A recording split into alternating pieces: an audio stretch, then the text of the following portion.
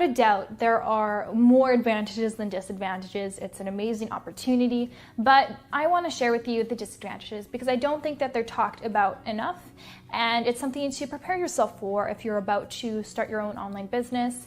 And so this is coming from my experience. Your experience might be completely different, but this is just my point of view of what I've experienced going from having a regular job to full-time online. So I would say the number one disadvantage is just that you're all day, every day in front of your computer alone, you can become quite lonely. So going from a job where I was around people every single day, talking to people every single day, the two jobs I had before this was the first one, I was at a bar, I would work at a bar. So, of course, customer service, walking around, speaking to customers all the time.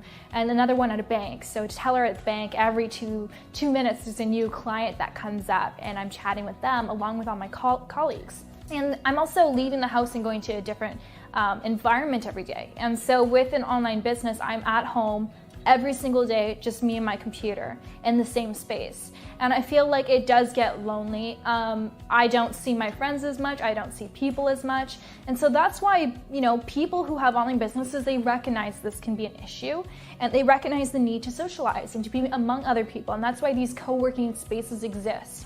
So in a lot of cities, a lot of big cities, there are co-working spaces.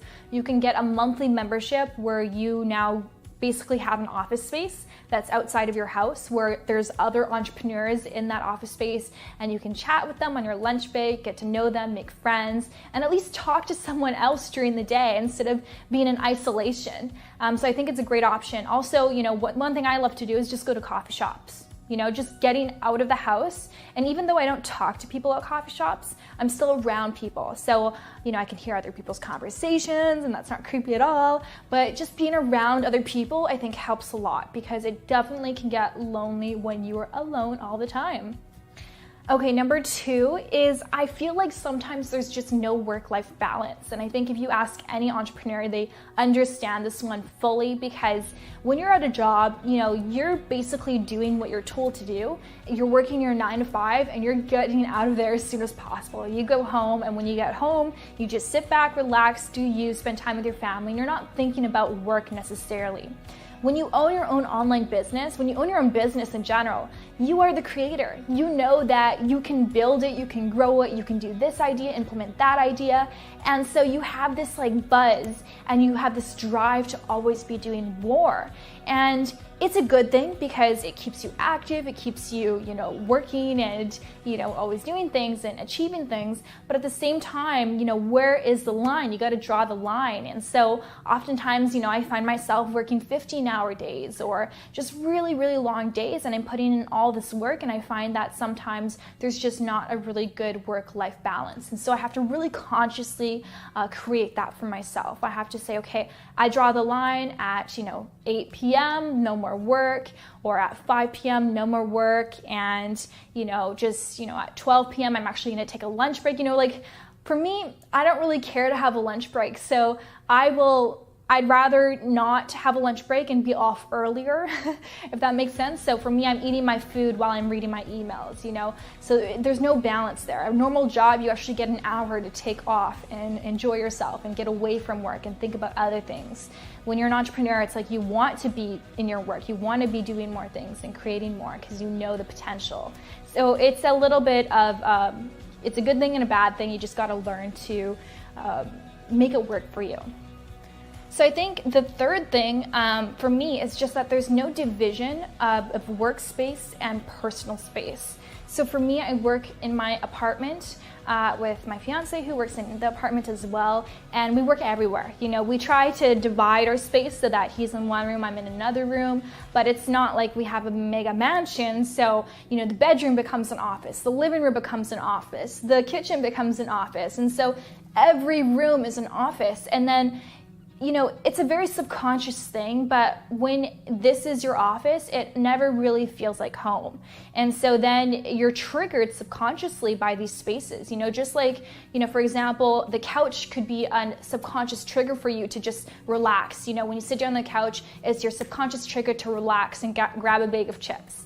Same thing with when you're conditioning all of these spaces to become your workspace. So I think that's why it's a great idea to have a workspace outside of the house so that the house can become your sanctuary. When you go home, there's no more work. You don't open your computer anymore. You know, the bedroom is the sacred place. There's no computers. The bedroom is for sleeping and for lovemaking, and then that's it.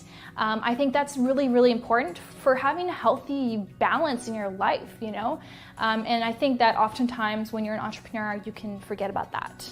Another thing, which is very obvious, is that when you're an entrepreneur, you are responsible for paying for your own medical and your own insurance. So these are things that otherwise you would have paid into, you know, employment insurance and whatnot. And when you're owning your own business, now you're responsible to pay for that. So these are extra costs that sometimes you really do have to account for when you're saving your money.